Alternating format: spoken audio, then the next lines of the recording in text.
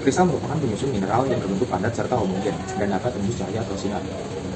Kristalografi merupakan bagian dari disiplin ilmu dalam bidang geologi yang mempelajari kajian terhadap kristal. Struktur kristal. Itu yang pertama ada morfologi kristal, dapat diartikan sebagai bentuk-bentuk kristal yang dibatasi oleh sejumlah bidang muka kristal.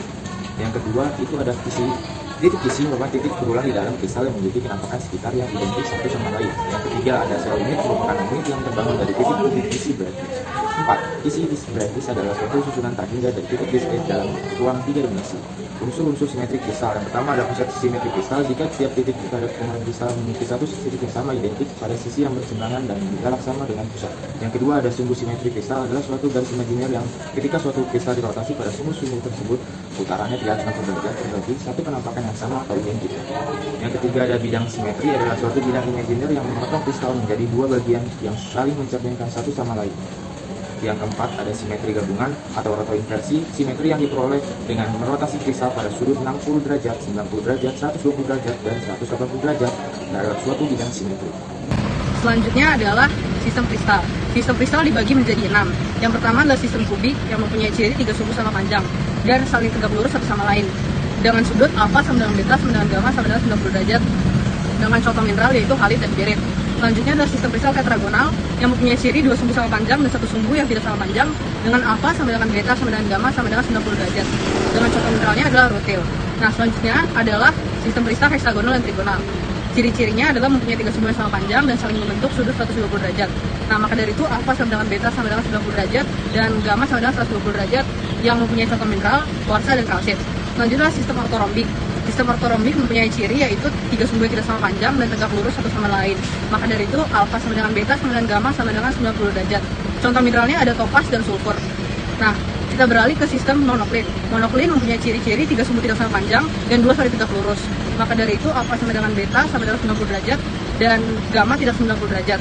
Nah, selanjutnya adalah sistem triklin. Sistem triklin mempunyai ciri 3 sumbu tidak sama panjang dan tidak tegak lurus. Contoh mineralnya adalah kianit. Perkenalkan, saya Laudin Bausatria, NIM 2110001224112, ingin menjelaskan tentang SFM.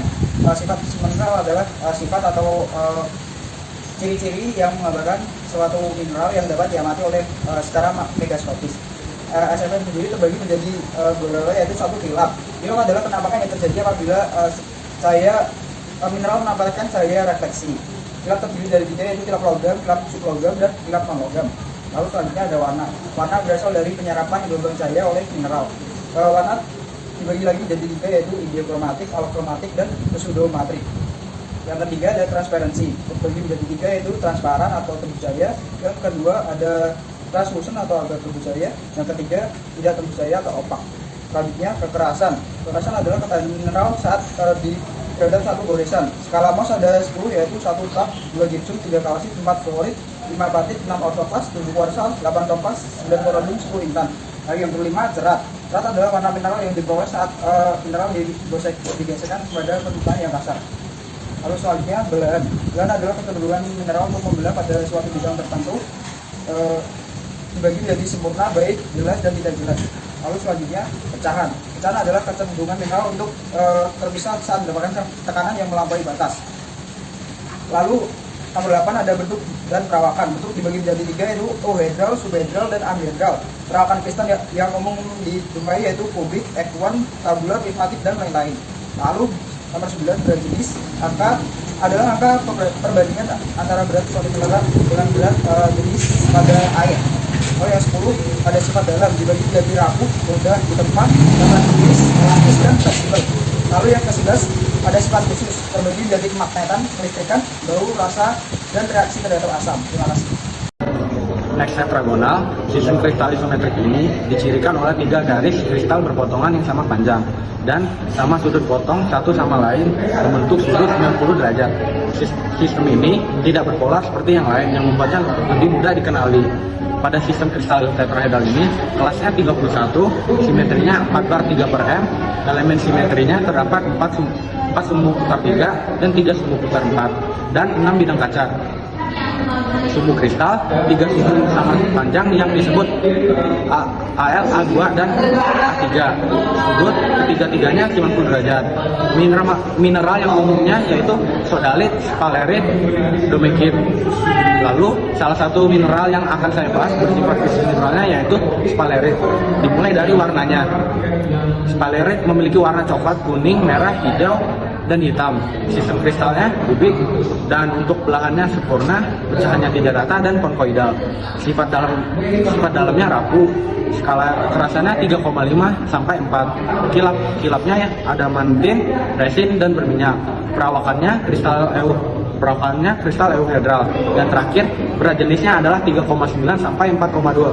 Pada sistem kristal heksagonal, di piramidal ini hanya memiliki sumbu simetri lipat 6 sebanyak 1 set, bidang simetri 1 buah, memiliki sumbu pusat simetri dengan notasi squareprise C6H dan Hermann-Login 6M. Contoh mineralnya yang pertama ada heksagonal, beril, kuarsa, apatit, nephelin, dan vanadinit. Selanjutnya untuk trigonal, contohnya ada korundum, kalsit, dolomit, hematit, dan turmalin. Kelas rombohedra, yaitu kelas yang ke-10 dengan simetri 13. Elemen simetrinya ada 1 sumbu putar 3 dan sebuah pusat. Sumbu kristalnya yaitu ada 3 sumbu, semua dalam satu bidang disebut A1, A2, dan A3. Sama satu sama lain, tetapi sumbu-sumbu tersebut dapat lebih pendek atau lebih panjang dari sumbu C. Sudutnya semua sudut antara dasar sumbu A yaitu 120 derajat, sudut antara sumbu A dan sumbu C yaitu 90 derajat. Yaitu bentuk umumnya rombohedron, hexagonal prism, dan basal pinnacle. Mineralnya yang umum yaitu ada anggota kelompok dolomit termasuk ankerit, lignit, diortase, uranit, dan phenakit. Ortorhombik. Sistem ortorhombik didasarkan pada 3 sumbu yang tidak sama, semua pada sudut kanan satu sama lain. Kristal ini masuk ke kelas ke-6. Simetrinya 2/mm. Elemen simetrinya hanya ada 1 sumbu dari 2 lipat rotasi, hanya 2 cermin. Angle-nya semua 3 sudutnya 90 derajat. Bentuk umumnya adalah seperti piramida dan prisma. Ya, jadi maket yang seperti ini termasuk dalam sistem kristal tetragonal karena dia dicirikan oleh 2 sumbu yang sama panjang dengan 1 sumbu yang lebih panjang atau lebih pendek, dan semua sudutnya sama yaitu 90 derajat. Pada sistem tetragonal, maket ini termasuk kelas kristal di tetragonal piramidal karena dia tidak memiliki titik pusat simetri, tetapi dia memiliki jumlah bidang simetri berjumlah 4. Sedangkan untuk sumbu simetri putarnya, dia sama sekali tidak memiliki sumbu simetri putar 2 kali, 3 kali, 4 kali, maupun 6 kali. Maka dapat disebutkan bahwa simbol Hermann-Loginnya yaitu 4mm. Contoh mineral yang umum dijumpai pada sistem tetragonal yaitu seperti rutil, alkopirit, kasiperit, dan pirolusit. Terima kasih. Jadi contoh maket yang saya pegang ini adalah termasuk pada sistem monoklit karena dicirikan 3 sumbu yang tidak sama panjang dengan 2 sumbu saling tegak lurus dan 1 sumbu yang tegak lurus terhadap sumbu lainnya. Kemudian maket ini masuk ke dalam kelas monoklin sphenoidal. Maket ini tidak memiliki sumbu simetri dan bilang simetri, hanya memiliki sumbu simetri pusat lipat 2 sebanyak 1 kali, tidak memiliki sumbu pusat simetri 3 kali, tidak memiliki sumbu pusat simetri 4 kali, dan tidak memiliki sumbu pusat simetri 6 kali. Dan dapat disimpulkan maket ini memiliki Hermann-Login 2. Contoh mineral yang sering dijumpai yaitu epigot, orthoklas, dan gipsus. Sekian.